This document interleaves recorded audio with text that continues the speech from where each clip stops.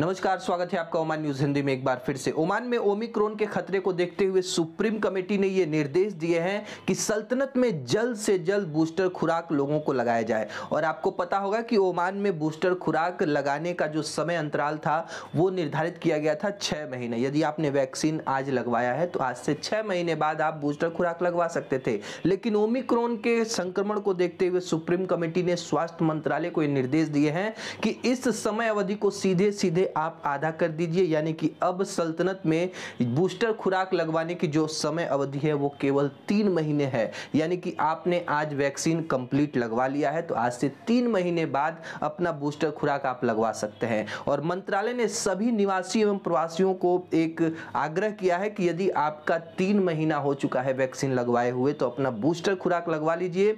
आप और अपने परिवार को सुरक्षित रखने की पूरी जिम्मेदारी आपके ऊपर है। ओमान के स्वास्थ्य मंत्रालय ने कहा है कि पिछले 3 दिनों के अंदर, यानी कि गुरुवार, शुक्रवार और शनिवार, इस 3 दिनों के अंदर ओमान में 60 नए कोविड मामले को दर्ज किया गया है। किसी की भी मृत्यु सल्तनत में नहीं हुई है। सल्तनत में दर्ज कुल कोविड संख्या 3,04,843 हो गई है। मरने वालों का कुल आंकड़ा 4,113 पे रुका हुआ है। इस समय ओमान में जो लोग ठीक हो गए हैं उनकी संख्या 3,191 है और हॉस्पिटल में जो लोग एडमिट है उनकी कुल संख्या 9 है, जिनमें से 2 लोग आईसीयू में एडमिट है। देखिए, ओमान में जिस तरह से कोविड-19 का संक्रमण बढ़ रहा है उसके ऊपर सुप्रीम कमेटी हो या फिर स्वास्थ्य मंत्रालय पूरी तरीके से नजर बनाए हुए हैं। विश्व में जिस तरह से ओमिक्रॉन के संक्रमण लगातार 90 देशों में फैल चुके हैं और भारत में भी ये संख्या 150 से पार हो चुकी है, उसको देखते हुए सल्तनत में वैक्सीन यानी कि कोविड-19 के बूस्टर खुराक की समय अवधि को कम कर दिया गया है ताकि ओमान के नागरिकों को जो इस नए संक्रमण से बचाया जा सके, एक बार फिर से लॉकडाउन की स्थिति न आए। नया सर्कुलर जारी किया गया है CAA के द्वारा, जिसमें 14 दिनों के अंदर RT-PCR टेस्ट करवाकर आपको emusafir.om पर अपना जो सत्यापन रजिस्ट्रेशन फॉर्म है उसमें भरना होगा, वैक्सीनेशन का प्रूफ और RT-PCR टेस्ट की रिपोर्ट को सबमिट करना पड़ेगा। फिर आप आराम से इन दोनों देशों यानी कि ओमान और UAE के बीच में यात्रा कर सकते हैं।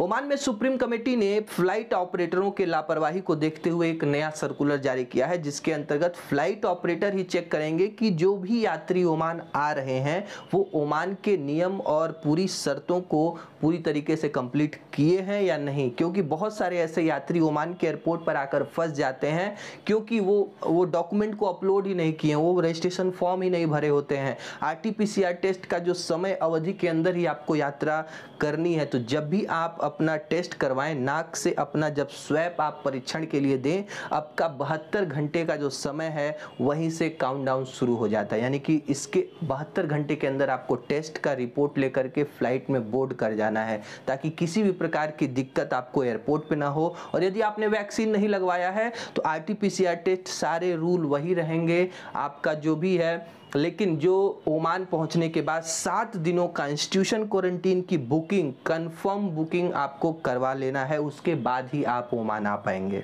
ओमान की रॉयल एयरफोर्स ने गंभीर हालत में एक बांग्लादेशी प्रवासी मरीज को एयरलिफ्ट करके उसको सूर के हॉस्पिटल में एडमिट कराया। देखिए, आप ओमान के निवासी हैं या फिर आप प्रवासी हैं, ये कोई मैटर नहीं करता है। यदि आप मुसीबत में हैं तो रॉयल ओमान पुलिस किसी भी तरीके से, वो चाहे रॉयल एयरफोर्स हो, रॉयल पुलिस हो या फिर नागरिक सुरक्षा एम्बुलेंस प्राधिकरण के सभी जवान तत्पर रहते हैं। उनके लिए ये सबसे जरूरी है कि मानवता को बचाना। किसी भी तरीके से आप मुसीबत में हैं, आप 9999 पे कॉल करके हेल्प मांग सकते हैं। कहीं आप ट्रैकिंग पे गए हैं, पहाड़ पे गए हैं, घूमने गए हैं, रास्ता भटक गए हैं, किसी प्रकार का एक्सीडेंट हो गया है, तो सबसे पहले जो मदद आपके पास पहुंचेगी वो ओमान की सेनाएं किसी न किसी रूप से आपके पास पहुंचेंगी।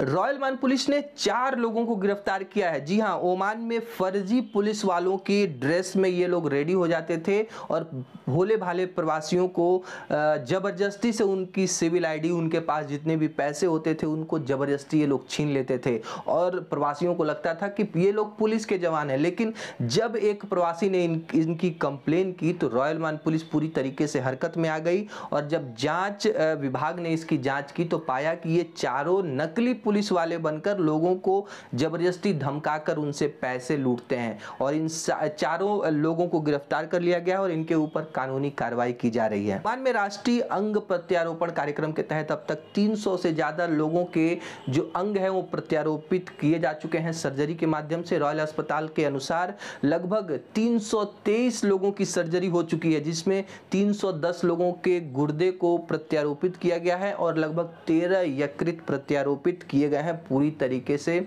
सक्सेसफुली इनका सर्जरी रेट रहा है, यानी कि किसी भी प्रकार की कोई कठिनाई नहीं हुई है। ये दर्शाता है कि ओमान के हॉस्पिटल अब अत्याधुनिक जो उपकरण का इस्तेमाल कर। ओक्यू ग्रुप के सोहार औद्योगिक बंदरगाह पर लीवा प्लास्टिक इंडस्ट्री कॉम्प्लेक्स की संचालन की शुरुआत हो चुकी है। जी हां, हिज हाइनेस सैयद असद बिन तारिक अल सईद के तत्वाधान में ये लीवा प्लास्टिक इंडस्ट्रीज कॉम्प्लेक्स की शुरुआत हुई है, जो कि लगभग 2.7 बिलियन ओमानी रियाल की लागत से बना है। ये ओमान का दूसरा सबसे बड़ा प्रोजेक्ट माना जा रहा है, जो कि पूरी तरीके से संचालन में आ चुका है।